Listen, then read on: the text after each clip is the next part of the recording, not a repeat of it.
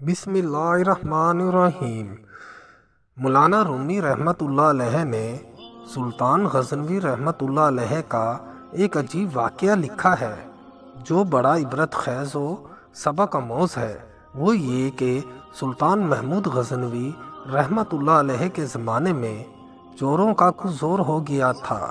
بادشاہ اس کی وجہ سے پریشان ہوا اور چوروں کو پکڑنے کے لیے ایک عجیب تدبیر نکالی کہ شاہی لباس اتار کر چوروں کا سا لباس پہن لیا اور شہر میں گشت کرنے لگا۔ ایک جگہ پر دیکھا کہ بہت سے چور اکٹھے بیٹھے ہیں اور آپس میں باتیں کر رہے ہیں۔ بادشاہ بھی ان میں بیٹھ گیا۔ چوروں نے پوچھا کہ تم کون ہو؟ بادشاہ نے کہا میں بھی تم جیسا ہوں۔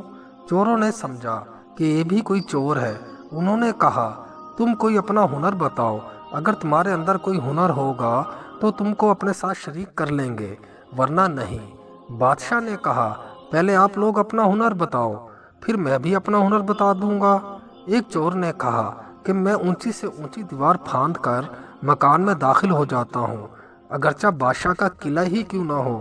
دوسرے نے کہا میری ناک کی یہ خاصیت ہے کہ میں کسی جگہ کی مٹی سونگھ کر بتا دیتا ہوں کہ یہاں خزانہ ہے یا نہیں۔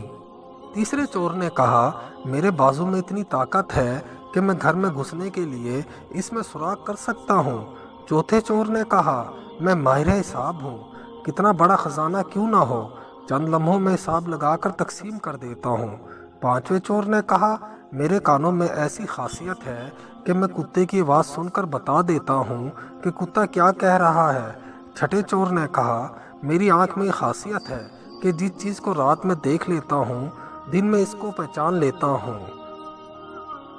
اب بادشاہ نے کہا کہ میری داڑھی میں یہ خاصیت ہے کہ جب مجرمین کو پھانسی کے پھندے کے حوالے کیا جاتا ہے اس وقت اگر میری داڑھی ہل جاتی ہے تو مجرمین پھانسی کے پھندے سے بچ جاتے ہیں۔ بادشاہ تھا تو اس نے ایک خاص لطیف انداز سے اپنا ہنر اور کمال بیان کیا۔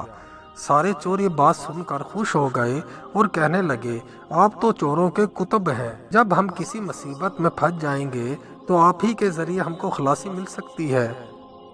پھر سب نے مشورہ کیا اور طے کیا کہ آج بادشاہ کے یہاں چوری کی جائے، اس لیے کہ آج مصیبت سے چھڑانے کے لیے داڑھی والا موجود ہے، لہٰذا سب کے سب بادشاہ کے محل کی طرف چل پڑے۔ راستے میں کتا بھونکا تو کتے کی آواز پہچاننے والے نے کہا کہ کتا کہہ رہا ہے کہ بادشاہ تمہارے ساتھ ہے، لیکن چور پھر بھی چوری کے ارادے سے باز نہ آئے اور بادشاہ کے یہاں چوری کر ڈالی اور خزانہ لوٹ کر جنگل کی طرف آئے۔ وہاں بیٹھ کر ماہر حساب نے حساب لگا کر چند منٹوں میں سب کو تقسیم کر دیا۔ بادشاہ نے کہا سب لوگ اپنا اپنا پتہ لکھوا دو تاکہ آئندہ چوری کرنا ہو تو ہم سب لوگ آسانی سے جمع ہو سکیں۔ سب کا پتہ نوٹ کر لیا گیا اور سب نے اپنا اپنا راستہ لیا۔ اگلے دن بادشاہ نے عدالت لگوائی اور پولیس کو حکم دیا کہ سب کو پکڑ کر لاؤ۔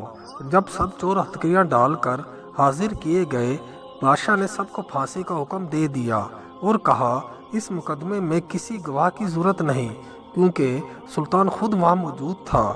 جب 6 کے 6 پھانسی کے تختے پر کھڑے ہو گئے تو وہ چور جو آنکھوں کی خاصیت والا تھا اس نے بادشاہ کو پہچان لیا کہ یہ وہی شخص ہے جو رات ہمارے ساتھ تھا۔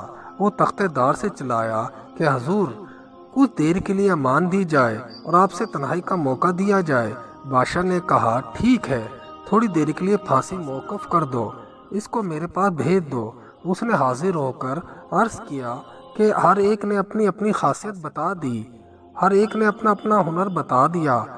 ہمارے وہ ہنر جن پر ہم کو ناز تھا انہوں نے ہماری بدبختی کو اور بڑھایا کہ آج ہم تختے دار پر ہیں۔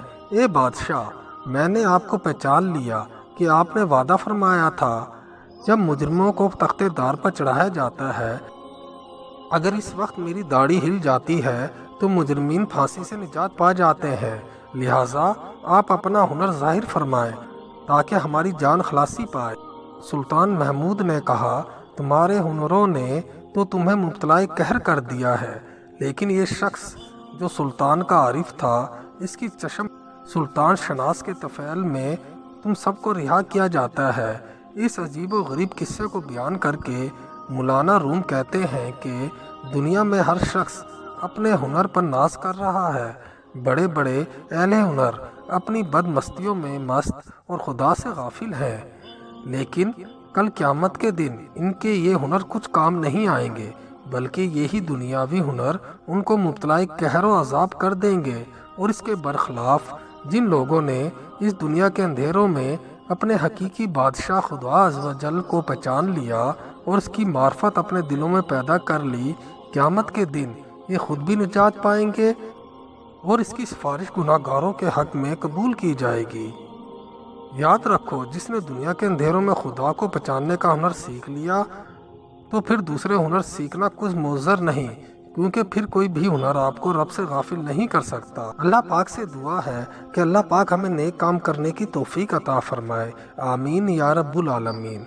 दोस्तों, अगर मेरी ये वीडियो आपको पसंद आई है तो मेरी वीडियो को ज़्यादा से ज़्यादा लाइक करें, मेरी वीडियो को ज़्यादा से ज़्यादा शेयर करें और मेरे चैनल को सब्सक्राइब करें। शुक्रिया।